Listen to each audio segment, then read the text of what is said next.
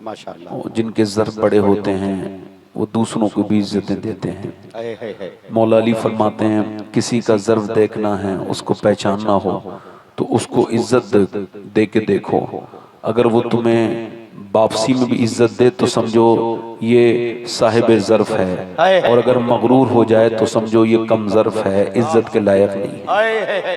वाह वाह वाह। ये हमारे नाजिम साहब की मेहरबानी है, इन्होंने मेरे जैसे ख़राब आदमी के बारे में इतनी बड़ी बातें कही। मैं तो वो इंसान हूँ जिसको ये भी खबर नहीं कि मैं जन्नती में जाऊँगा या फिर जहन्नमी हूँ। अल्लाह बेहतर जानता है मेरे बारे में, मैं किसी तारीफ़ के लायक नहीं हूँ।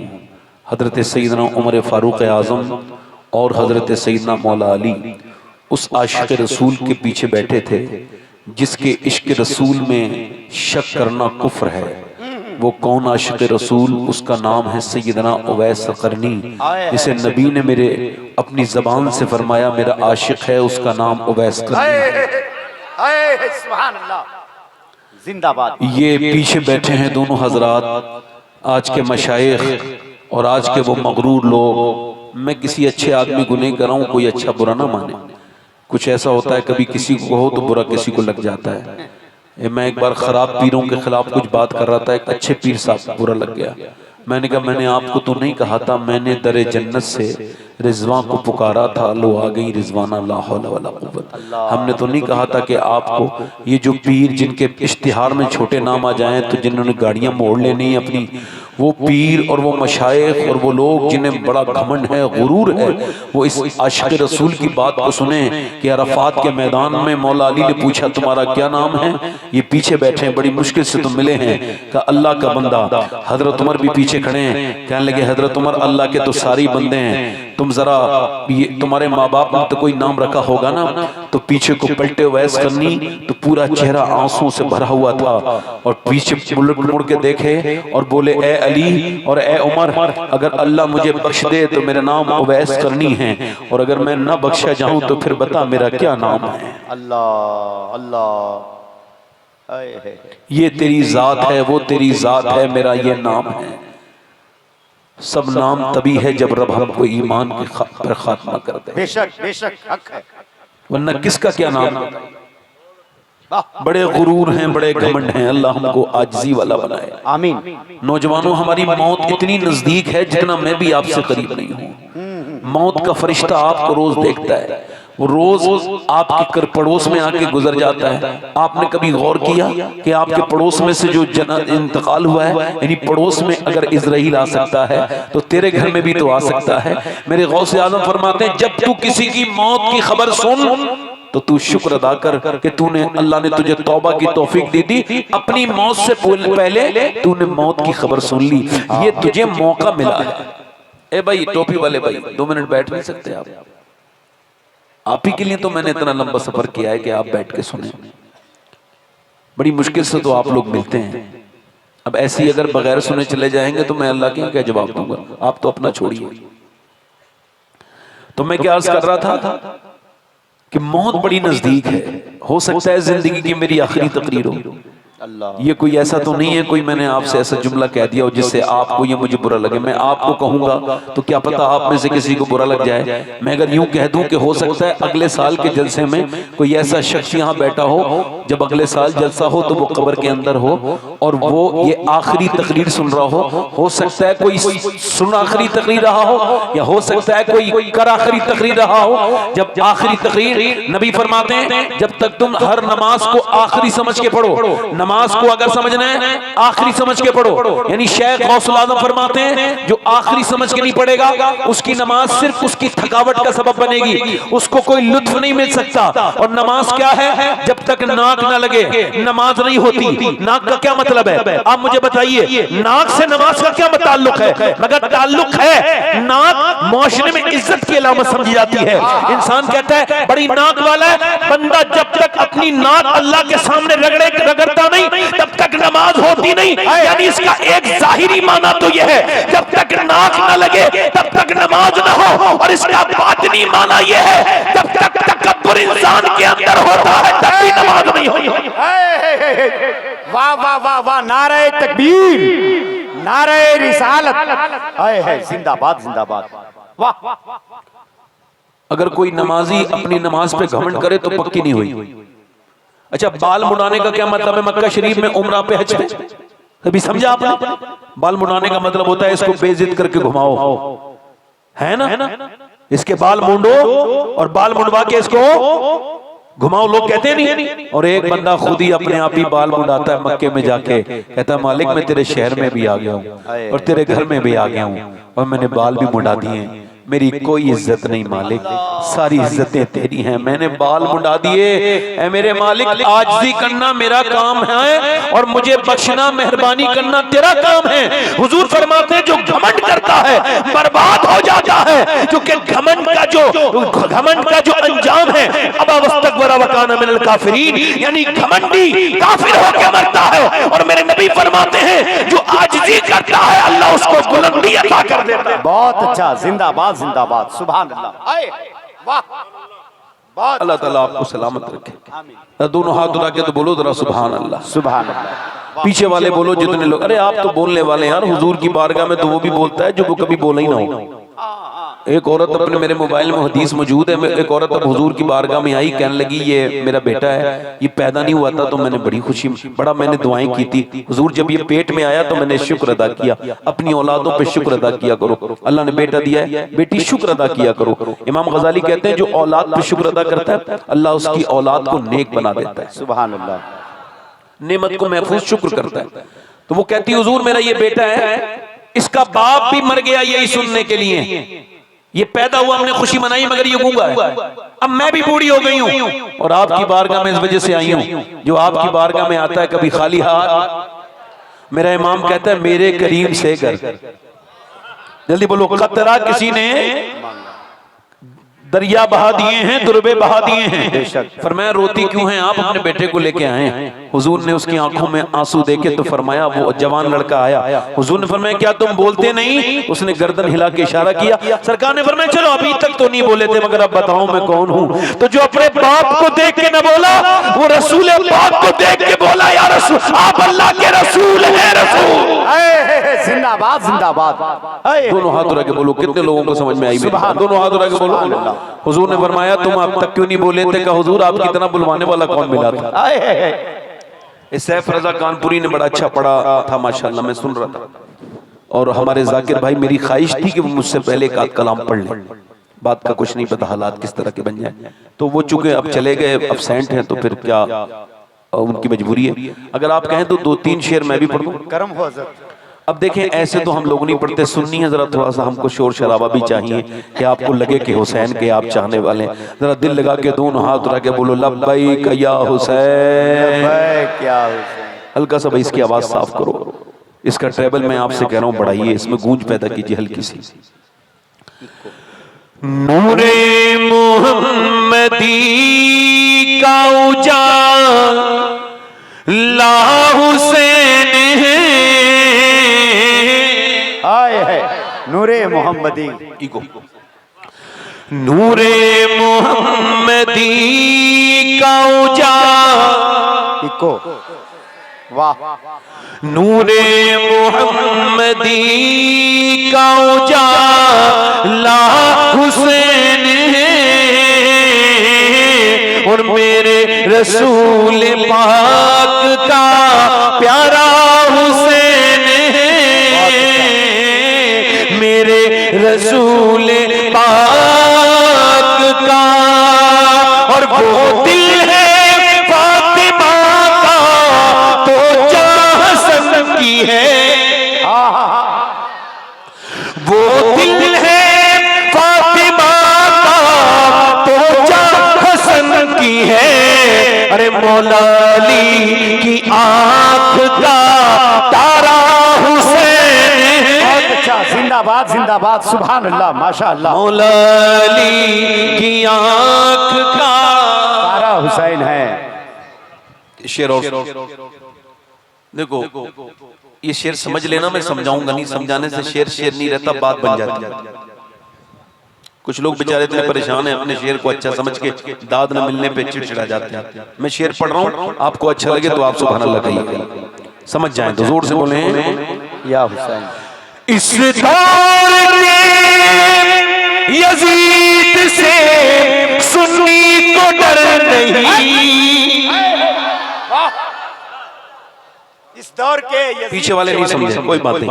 इस दौर के यजीद से सुन्नी को डर नहीं, क्योंकि हमारे सीनों में जिंदा हुसैन।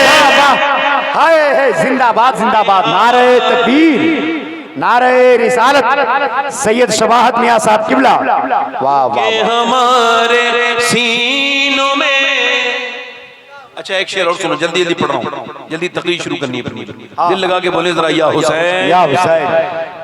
और जिसने कुचल के रख दिया तख्ते यजीद को, बहुत अच्छा, जिसने कुचल के रख दिया तख्ते यजीद को, अरे शेर खुदा के घर का वो बेटा हुसैन।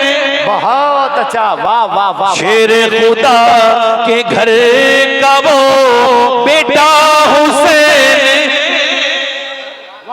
वाह, और सुन लीजिए जरा, दिल लगा के बोले जरा, सुभान अल्लाह सुभान अल्लाह। माशाल्लाह, लोग आ रहे हैं, आए हैं, लोग आ रहे हैं या बारिश आ गई? बारिश है, अल्लाह का शुक्र है कि बारिश आ गई, वरना लोग अंदर कम आना चाह रहे थे। जितने लोगों को जलसा सुनना है अंदर आ जाए, इंशाल्लाह ये बारिश थोड़ी देर में रुक जाएगी। ये बस आप लोगों का माहौल बनाने के लिए अंदर आई है बारिश, कि आप थोड़ा अंदर आ जाओ तो फिर ये बारिश खुद ही रुक जाएगी। दिल लगा के बोलो सुभान अल्लाह, सुभान अल्लाह, दोनों हाथ उठा के बोलो लब्बैक या हुसैन। लब्बैक या हुसैन। शेर और सुनिए, आज तक किसी यजीदी ने खुल के नहीं कहा मैं यजीदी हूँ। कहा कभी नहीं, मगर वो तो खुल के नहीं कहते, हम छुप के नहीं कहते। उसके भी उस यजीद को अपना न कह सके, उसके भी उस यजीद को अपना न कह सके, और दुनिया ये कह रही है हमारा हुसैन। जिंदाबाद जिंदाबाद, दुनिया ये कह रही है हमारा हुसैन है। वाह वाह वाह। और ये आखिरी शेर बड़े शीर की नजर कर रहा हूँ, आप समझ जाइए। अच्छा, एक बड़ा शीन अभी आया था पाकिस्तान से हिंदुस्तान, अच्छा, और उस बड़े शीन ने ये तंज किया कि सुन्नियों में और हम लोगों में 3 नुक्तों का फर्क। अच्छा, यानी बड़े शीन पे 3 नुक्ते हैं, छोटे पे। तो उसने हजरत अबू बकर, हजरत उमर फारूक, उस्मान गनी रदी अल्लाह तआला अन्हुमा अजमईन के ऊपर तंज किया और कहा इन तीनों को हटाओ तो हम सब एक हैं। तो मेरा जवाब उस पाकिस्तानी को यह है, सुन, वो तीनों नुक्ते तेरे ही सीने पे तो रखे हुए हैं, उनका बुग़्ज़ अपने सीने से निकाल ताकि तू शर वाले शीन से सलामती वाला सीन बन जाए। जिंदाबाद जिंदाबाद। अच्छा इशारा हज़रत। नारे तकबीर, नारे रिसालत, खुलफाए राशिदीन। पिटना ही है वो सीना जिसमें नहीं हुसैन, पिटना ही है वो सीना जिसमें नहीं हुसैन। अरे हम आशिकों के सीनों में आका हुसैन। अच्छा, जिंदाबाद जिंदाबाद, सुभान अल्लाह। और खौफे यज़ीदियत हो शबाहत को किस लिए, खौफे यज़ीदियत हो शबाहत को किस लिए। अरे दादा है इसके गौस तो नाना हुसैन। नारे तकबीर। एक आदमी की आवाज नीचे ना रहे, चूंकि बहुत बड़ा शेर हजरत ने पढ़ा है और वसीला हम तक पहुंचा है, समझ रहे हैं आप। इस्तेकबाल करें, नारे तकबीर, नारे रिसालत, फैजाने इमामे हसनैन करीमैन हुजूर सैयद शबाहत मियां साहब किबला। बहुत अच्छा। दोबारा हजरत करम हो, करम करम। खौफे यज़ीदियत हो शबाहत को किस लिए, अरे दादा है इसके गौस तो नाना हुसैन। बेशक बेशक, वाह वाह वाह वाह वाह, जिंदाबाद जिंदाबाद। यजीद आज भी बनते हैं लोग कोशिश से। अच्छा, यजीद आज भी बनते हैं लोग कोशिश से, और हुसैन खुद नहीं बनता, खुदा बनाता है। वाह वाह वाह वाह, बेशक। अब तवज्जो करें, इको कम करें, आपने बस ट्रेबल बढ़ाना है, आवाज को थोड़ा बारीक, बस यहीं पे छोड़ें। बारिश रुकी, रुक गई, रुकी कि नहीं रुकी? अल्लाह के महबूब की महफिल हो रही है ना, रुक जाएगी। जोर से बोले जरा, वो आप सबसे ज्यादा हम सबको जानता है। सही, अल्लाह हम सबसे ज्यादा हम सबको, जरा इस जुमले पे तो जरा बोलो ना यार, अल्लाह हम सबसे ज्यादा हम सबको, बेशक। दिल लगा के बोलो। मैं क्या अर्ज कर रहा था, हुसैन यूं ही नहीं दुनिया में आए हैं। हुसैन क्या है, हुसैन कौन है, हुसैन बैकग्राउंड क्या है, हुसैन क्या यूं ही नमूदार हो गए? नहीं नहीं, एक इंग्लिश में फलसफा है, उसको कहते हैं कंपाउंडिंग इफेक्ट, यानी चीजों का हल्के हल्के जमा होके फिर एक भड़ाका हो जाना। यानी जैसे मिसाल के तौर पे एक दो गुटखा खाने से बंदे को कैंसर नहीं होगा, 15-20 साल लगातार उसको मुंह चलाना होगा, दीवानें खराब करनी होगी, अपने पैसे भी खराब करने होंगे, फिर कहीं जाकर के जब उसकी तबीयत बिगड़ेगी, अस्पताल में जाएगा, डॉक्टर रिपोर्ट निकाल के कहेगा भाई आपको कैंसर हो गया, और फिर जब वो रोएगा और कहेगा मैं अब गुटखा छोड़ दूंगा, तो अब तो दुनिया छोड़ने का वक्त है, अब क्या गुटखा छोड़ोगे भाई? ये तो पहले ही आपको सोचना चाहिए था जब आपने ये बदतमीजी की, ये जब खाया आपने, कितने लोगों की मौत हो गई। वैसे तो मौत का वक्त एक मुअय्यन है, मगर इसके बावजूद हम सब एहतियात जरूरी है, लाजिम है कि बंदा करता है नहीं करता है। अगर कोई ये कहता है मैं तो अपने वक्त में मरूंगा, तो उसको चाहिए अपनी गाड़ी के ब्रेक निकलवाए, और बिल्कुल भी जरूरी मामलात में वो बिल्कुल भी अपनी तरफ से कोई ऐसी बात ना करे, बस जब मौत आएगी तो मर जाएगा, ऐसा करना चाहिए उसको। नहीं नहीं, एहतियात जरूरी है, और इस पर जरूरी है अपनी जान का बचाना फर्ज है। अब मेरी तरफ देखिए, अपनी जान को हलाक मत कीजिए,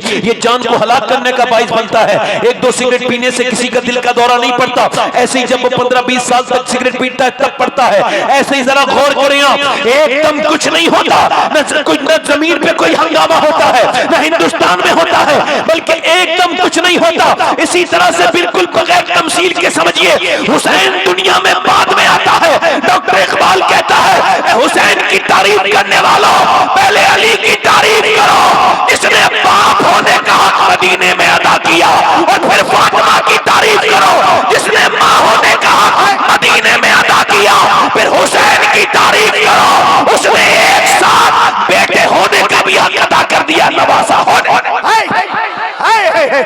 नारे तकबीर, नारे रिसालत, फैजाने इमाम पाक। देखो मेरी बात सुनो, मैं तकरीर करते करते मुझको 12-13 साल हो गए। अब कोई मुझे तकरीर पे दाद वाद नहीं देता तो मुझे तो कोई फर्क नहीं पड़ता। मेरे किसी भी, अल्लाह का शुक्र है, मुझे अपने कॉन्फिडेंस पर, अपने एतमाद पर कोई भी मुझे जो है ना जरा से भी ज़रब नहीं लगती, बल्कि मुझे उसकी अकल पे तो शक होने लगता है जो मेरी बातों पर तवज्जो नहीं करता है। ये मैं आपको सही कह रहा हूँ, बिल्कुल ठीक बात कह रहा हूँ। इसी वजह से मैं आपसे कह रहा हूँ हुसैन यूं ही नहीं दुनिया में आए हैं। जरा गौर तो करो, मौला अली कहते हैं एक दिन मैं अपने घर आया, मेरी बहनें सुन रही हैं, मेरी बेटियां सुन रही हैं, आजकल बड़ा बवाल है, फला लड़की इधर चली गई, फला लड़की उधर चली गई, फला लड़की ने उसको, उसके घर में झगड़ा हो रहा है, उसके घर में बड़ा मियां ताबीज कर रहे हैं। मेरे घर में बड़े झगड़े रहते हैं, दोनों मियां बीवी एक दूसरे मियां के साथ लगे हुए हैं कि कोई ऐसा ताबीज दे दो कि हमारे घर में बरकतें हो जाएं। औरत भी परेशान है, मर्द भी परेशान है, दोनों लोग परेशान हैं। हालांकि इनकी परेशानी का हल मियां लोगों के पास है ही नहीं, ना औरत की परेशानी का हल है, क्योंकि अगर उसके पास परेशानी का हल होता तो वो खुद परेशान नहीं होता। ये जो बरकतों के मियां बीवी आपस में कहता है ना, मैं तुझे मुट्ठी में करने की ताबीज दे रहा हूं, तेरा आदमी तेरी मुट्ठी में आ जाएगा, इसकी खुद की बीवी मुट्ठी में नहीं है, मगर चूंकि इसका काम का मामला है, इसको करना है।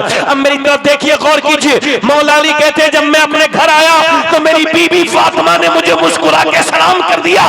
इसका मतलब ये साफ है, जो औरत अपने आदमी को घर पे आने पर सलाम करेगी उसके घर में तलाक नहीं होगी, बल्कि हुसैन के गुलाम बच्चे पैदा होंगे। वाह वाह वाह, जोर से बोलो, जरा जोर से बोलो सुभान। देखो बैठ जाओ एक जगह, ये बिल्ली लगाने वाले लोग भी बैठ जाएं, बाकी सब लोग भी बैठे, जरा जोर से बोले सुभान अल्लाह।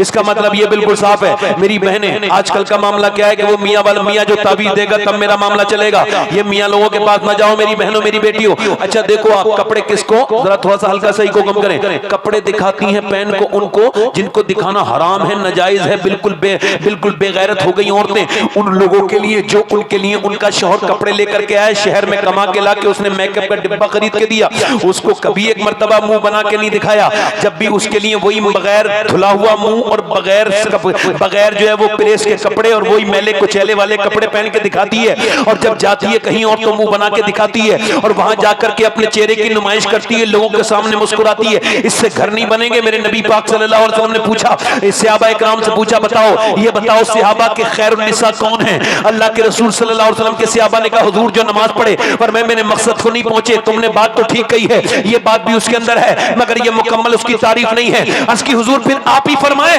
आपने फरमाया बेहतरीन औरत वो है जब उसका शौहर घर में जाए तो उसे देख के वो मुस्कुरा दे। सुभान अल्लाह। अपने शौहर की थकान जिसे देख के,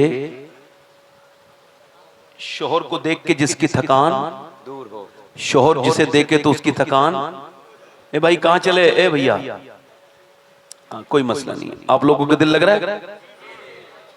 ये बिल्ले लगाने वाले लोग मुझे रोज परेशान कर रहे हैं, ये समझते हैं हमको अथॉरिटी। बैठ के सुने, ये मियाँ बीबी के झगड़े जो है ना, ये इसी वजह से होते हैं कि इन दोनों के दरमियान में एक दूसरों को राजी करने का तरीका नहीं पता जी। बीबी और मियाँ इन दोनों का रिश्ता इतना मजबूत है, हालांकि कमजोर भी है, मगर मजबूत जितना ये रिश्ता है इतना कोई नहीं है। ये कितनी बदतर हालत में हो, अगर दोनों चाहें तो 10 मिनट में सुधर जाता है। सही, बेशक सही। मगर मेरी बहन इस पर गौर, मौला अली कहते हैं मैं अपने घर पे आया तो मेरी बीबी फातिमा सैयदा कुछ परेशान थी। मैंने कहा क्या हुआ? कहने लगी मेरे बच्चे दोनों बीमार हैं, उनकी बीमारी की वजह से परेशान हूं, शिफा नहीं हो रही है। हजरत अली से बड़ा पीर कोई है? उनके बाद बताओ, उनके बाद कोई है? जल्दी बोलो, उनके बाद कोई है? मौला अली के बाद उनको क्या बनाना चाहिए था? कोई ताबीज? नहीं, ताबीज नहीं बनाया उन्होंने। मैं ताबीज का मुखालिफ भी नहीं हूँ, मगर बता रहा हूँ उन्होंने क्या किया। कोई दुआ पढ़ के फूकी अपने बच्चे पे? नहीं, दुआ पढ़ना भी अच्छी बात है, मगर मौला अली ने हमें एक तरीका सिखाया। जब कोई रास्ता ना निकल रहा हो, मौला अली ने ऐसे करके हाथ उठाया, कहा फातिमा जरा आमीन कहना, तवज्जो तो करो। और ये आमीन कौन कह रहे हैं आपको पता है? वो जो मोबाइल वाले दिन हुजूर ने फरमाया कि चलो फिर ठीक है, उनसे मुनाजरा हुआ, मुनाजरे वो हार गए, चिढ़ गए, नबी से कहने लगे ठीक है तुम अपने लोगों को लेके आओ, हमने लोगों को लेके आए, हम तुम्हारे लिए बद्दुआ करेंगे, आप हमारे लिए बद्दुआ करना। नबी ने फरमाया ठीक है। हुजूर अपने नवासों को, सैयदा खातून जन्नत को, मौला अली को लेके चल रहे हैं। उधर से एक यहूदी पुकारा, बोला वापस चले जाओ, मैं उस नबी की बात नहीं करने चाहता हूं, वो तो अल्लाह के आखिरी नबी हैं। मैं अली की भी बात नहीं कर रहा हूं, उनकी भी बात नहीं कर रहा हूं, मैं फातिमा की भी बात नहीं कर रहा हूं, मैं दोनों बच्चों की बात कर रहा हूं। अगर इनके होठों पे आमीन आ गया तो कयामत तक कोई यहूदियों की नस्ल बाकी नहीं रहेगी। जिंदाबाद जिंदाबाद, नारे ये किसकी दुआ है? हसनैन करीमैन के लबों पे जोर से बोलो। अच्छा दुआ क्या कर रहे हैं? अली, मौला अली दुआ कर रहे हैं, अल्लाह मेरे बच्चों को शिफा दे दे। जब तू शिफा देगा मालिक तो हम उसके शुक्राने में तुम्हें तेरे 3 रोजे रखूंगा, रब मैं 3 रोजे रखूंगा। मौला अली की दुआ है, कबूल कैसे नहीं होगी? जरा जोर से तो बोलो सुभान अल्लाह। अली दुआ कर रहे हैं, फातिमा आमीन कह रही हैं, हसनैन करीमैन के लिए दुआ हो रही है, दुआ बिल्कुल कबूल हो गई, अल्लाह के फजल से दुआ कबूल हो गई। हसनैन करीमैन को सुबह को उठा दिया गया, मौला अली को सहरी करवाई गई। हजरत सैयदा खातून जन्नत फातिमा ज़हरा ने काय से सहरी कराई? खजूर नहीं थी, खाना नहीं था हमारे घरों की तरह, बल्कि नबी की बेटी ने सिर्फ पानी से अपने बच्चों को, अपने शोहर को, और वो इन्होंने जो है वो सहरी कराई। और मौला अली उसके बाद मजदूरी करने के लिए निकले। आज कोई मजदूर का बेटा अपने बाप का नाम बताते वक्त शर्माता है, वो बताता नहीं, शहर में जरा थोड़े बहुत पैसे का कमा ले घमंड हो जाता है, अपने बाप का नाम नहीं बताता, ये नहीं बताता उसका बाप मजदूर है, और फिर उल्टी सीधी बात करता है, अपने बाप का नाम बताते वक्त शर्माता है, झिझकता है। मैं कहता हूं झिझके वो जिसके बाप ने उसे हराम की कमाई खिलाई हो, जिसका बाप ने रक्षा चला के उसको कमाई खिलाई हो या मजदूरी करके खिलाई हो, वो तो फख्र से कहे कि मेरे बाप ने हराम की नहीं हलाल की कमाई से मुझे पाला है। दुनिया में यह ऐलान करे, क्योंकि मेरे नबी फरमाते हैं जो मजदूरी करता है वो अल्लाह का दोस्त। बहुत अच्छा, बहुत अच्छा। जल्दी बोलो क्या है? बोलो अल्लाह का दोस्त। बोलो क्या है? दिल लगा के बोलो क्या है? मौला अली मजदूरी करने के लिए गए, रोजा रखे, और रोजा भी कैसे रखा है, एक हमारे रोजे ऐसे होता है सुबह से शाम तक इतनी डकारें आती हैं, पता नहीं लगता रोजा रखा था या पेट खराब हो गया था, इतना खाते हैं सुबह के टाइम पे लोग। ये कोई रोजा, इसका रोजा, रोजा तो ये है मौला अली ने जो रोजा रखा है बगैर सहरी के, और फिर मजदूरी करने के लिए गए बच्चों के लिए। अली ने जाकर के बताया कि ये भी दीन है कि आप अपने बच्चों के लिए जा रहे हैं, हलाल कमाई कमा रहे हैं, ये भी दीन में शामिल है। बेशक हजरत अली ने अपने घर में जो है ना वो अपने घर से निकले, आपने मजदूरी की, मजदूरी करने के बाद क्या हुआ भाई, इधर क्या बात है, ए भैया ए क्या बात है, आप लोग इधर आ जाओ, इधर आ जाओ, इधर आ जाओ, अब आवाज ना करो बेटे, गुजारिश है थोड़ा सा डिस्टर्ब होता है, आ जाओ। ए भैया वॉलंटियर हो तुम या जलसा बिगाड़ना चाहते हो, खामोश हो जाओ, इंसान के बच्चे बनो। आप जरा दुरूद शरीफ पढ़ लीजिए। अल्लाहुम्मा सल्ली अला मुहम्मदिन बारिक वसल्लम सल्लल्लाहु अलैहि वसल्लम। भाई जलसा कराना आपका हक है तो सुनना भी तो आपका ही हक है ना। बेशक तवज्जो है कि नहीं? अगर कमेटी वाला जो कराता है हिम्मत में इसी से तो कुछ लोग बदले तो वो खुद ही बदल जाए। दिल लगा के बोलो ना, कितनी अच्छी बात हो जाएगी। अब सुनो, इस गांव का नाम जमुआ है जी, जमुआ, जमुआ जी, जबुआ या जमुआ, जमुआ, जबुआ। तो सुनो, अल्लाह के रसूल के दामाद पूरे दिन मजदूरी करके शाम को लेके आए, हुजूर की बेटी ने, सैयदा ने, तैयबा ने, ताहिरा ने, आबिदा ने, हुजूर की बेटी ने बगैर किसी शिकवे के, आपने रोजा था मुंह में और पानी से सहरी की थी, हुजूर की बेटी ने चक्की चलाई, चक्की चलाने के बाद मेरे रसूल की बेटी, मेरे आका की बेटी, मेरे पैगंबर की बेटी फातिमा ज़हरा ने खाना बनाया, इंतजार हो रहा है, हसनैन करीमैन भी बैठे हैं, हजरत अली भी बैठे हैं, सैयदा भी तशरीफ रखती हैं। अजान की आवाज आ जाए, अजान की आवाज नहीं आई, एक आवाज आई, ए नबीजादी, ए पैगंबर की बेटी, मैं यतीम हूँ, मेरा बाप मर गया है, मेरी माँ भी भूखी है और मैं भी भूखा हूँ, क्या मुझको कुछ अता कर सकती हैं? एक तो बगैर सहरी का रोजा, दोनों बच्चों के चेहरे को देखा, सैयदा ने अपना खाना उठा के कहा, लो मेरे बदले का खाना मेरे हिस्से का दे आओ। तो हजरत अली बोले मेरे हिस्से का भी लो हसन दे के आओ। तो दोनों भाई बोले हम क्यों खाएंगे अम्मी, हम भी तो अपने हिस्से का दे करके आएंगे ना। हाय हाय, जिंदाबाद जिंदाबाद। हजरत हसनैन करीमैन भी दे करके आ गया। अब जरा गौर करो, तवज्जो करो, उसके बाद फिर ये रात भर गुजरी अहले बैत पर, फिर बगैर सहरी का रोजा सुबह को रखा, फिर मौलाए कायनात मौला अली चले। हजरत अली एक रात में 1000 रकात नमाज नवाफिल पढ़ते थे।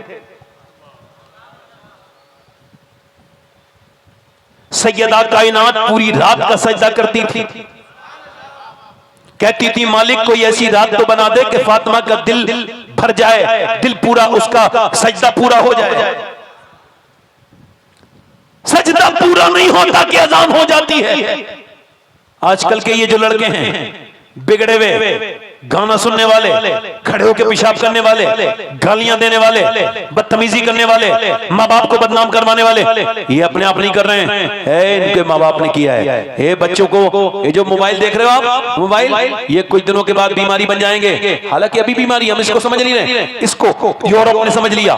यूरोप के लोगों ने सख्त ताकीद की है, वहां की गवर्नमेंट ने, कि किसी के मोबाइल में 3 घंटे से ज्यादा कोई मोबाइल यूज करेगा वो बीमार है, एबनॉर्मल है। ये अब बाकायदा अपने बच्चों को ये लोग, औरतें बड़ा इनके साथ जुल्म कर रही हैं। ये जो लड़के मोबाइल देखते हैं, ये जो छोटे छोटे बच्चे मोबाइल, बच्चा रोया मोबाइल उसको दे दिया, ये मोबाइल नहीं दिया मेरी बहन ने, बल्कि उसको ड्रग्स दे दिया। जैसे ये अफीम वाले, जैसे ये स्मैक पीने वाले, ये स्टेशनों पे मारे मारे फिरते हैं। हो सकता है इनके बच्चों के दिमाग खराब हो जाए और वो भी ऐसे ही बच्चे सिर्फ मोबाइलों में जाके देखो पागल हो जाए। उनका इलाज अभी बना नहीं। गौर करो, ये जो कैम्ब्रिज यूनिवर्सिटी ने इस पर रिसर्च किया और बताया, ये जो औरतें बच्चों को रोने पर मोबाइल देती हैं, ये मोबाइल नहीं देती, अपने बच्चों को ये ड्रग्स दे रही हैं, जहर दे रही हैं, यानी बच्चों को मारने जैसा काम कर रही हैं, उनको जहर दे रही हैं। इंसान का बच्चा पैदा होता है, जानवर का बच्चा पैदा होता है, जानवर का बच्चा, भैंस का बच्चा, बकरी का बच्चा अपनी मां को पहचान लेता है पैदा होते ही, मगर इंसान का बच्चा नहीं पहचानता, कोरा कागज है। अभी एक बच्चा पागल हो गया कर्नाटक में, 5 साल का बच्चा है, रो रहा है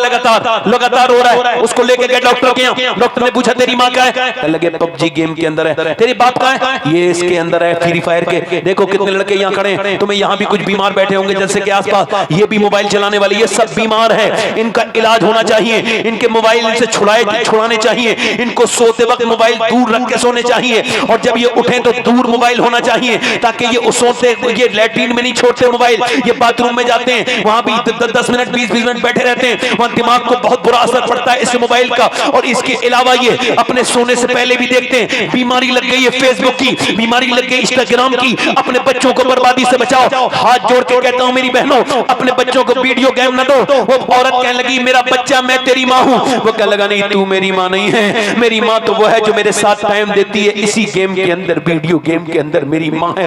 5 साल का बच्चा जब वो रोने लगा तो माँ भी रोने लगी, डॉक्टर भी रोने लगा, तूने अपने बच्चे को बर्बाद कर दिया, ये तो बिल्कुल ठीक था, ये कैसे बर्बाद हुआ, इसे वीडियो गेम ने बर्बाद कर दिया, इसे कहीं का नहीं छोड़ा, वीडियो गेम ने बर्बाद कर दिया। ओ मेरी तरफ देखो मेरे नौजवानों, ओ मेरे भाइयों, अपनी बहनों से अपनी बेटियों से कहो, और मैं आपसे भी कहता हूं ये जो छुप छुप के तुमने मोबाइल देखे हैं, कहीं ऐसा ना हो कि तुम्हारे ईमान के छीनने का सबब ये बन जाए। अल्लाह अल्लाह अल्लाह।